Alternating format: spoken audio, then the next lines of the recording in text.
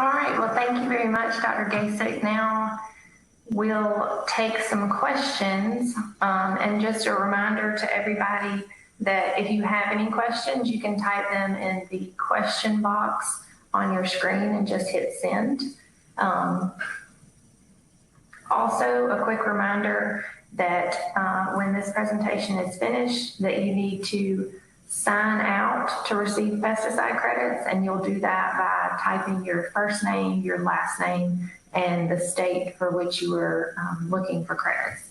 So, first question, will you be testing the non-melting types for canning or frozen slice suitability for processing?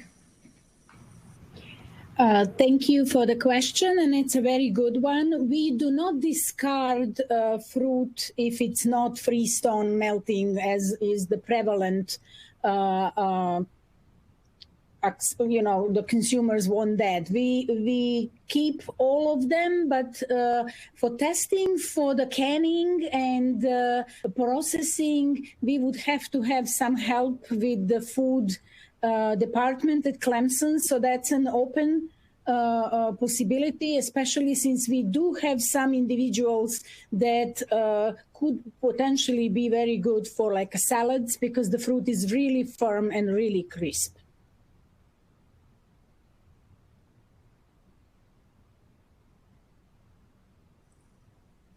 All right, next question. When and how will you try to assign chill hour requirements to these selections? Excellent question and timely, because yesterday we finished at 7 p.m. cutting shoots and putting them into the heat requirement, and we are already doing the chill requirement trial. So as I said during the presentation, when I started the program, my goal was to set the chill requirement between 600 to 800 chill hours, because we knew that the climate is shifting, and I didn't want to be in a position to have anything higher than 800 and risk not having enough chilling. So after this winter, we will have information on all of the individuals that are in replicated trials about their chill hours, down to the 24 hours, because that's how we are sampling.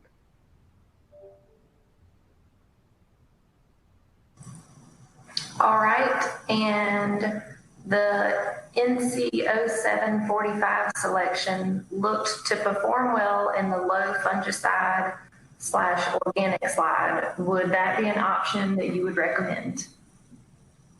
We are still testing it. So what we did, when we first tested in the laboratory conditions, the brown rot performance, we decided to establish the orchard at the master farm, which would not have any fungicide treatment from the beginning.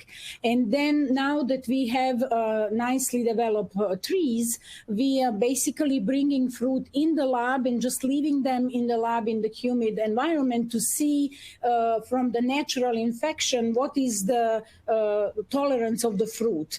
And so that's the results that I showed in the presentation. So we need to now decide how we'll do the treatment, because obviously we cannot go completely fungicide free. So it has to be, but some reduced level of spraying is definitely possible, because what we observed is that the skin tolerance is much higher than the flesh tolerance, meaning that if we don't have a high insect, there's no penetration in the fruit, so there's no opening for brown rot to penetrate and infect the flesh, and it raises chance for lower fungicide application being more successful. So that's something that we would need to test.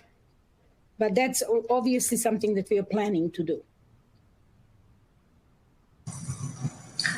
All right, and then the average chill hours for the varieties that you presented. Can you please repeat? What are the average chill hours for the varieties that you presented? Oh, for the selections. Okay, so 600 to 800.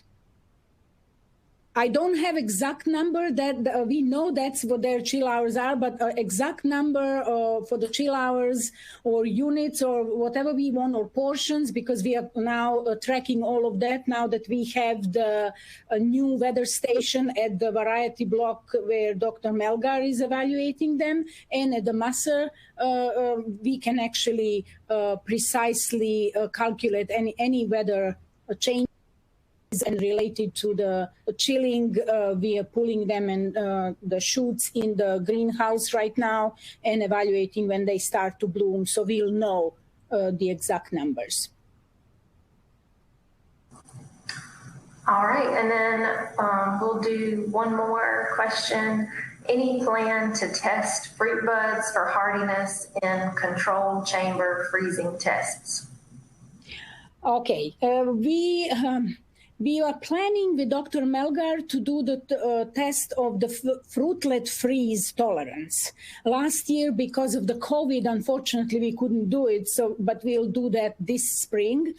We already did it 2 years ago with some promising results, so we really are looking forward to see the fruitlet tolerance.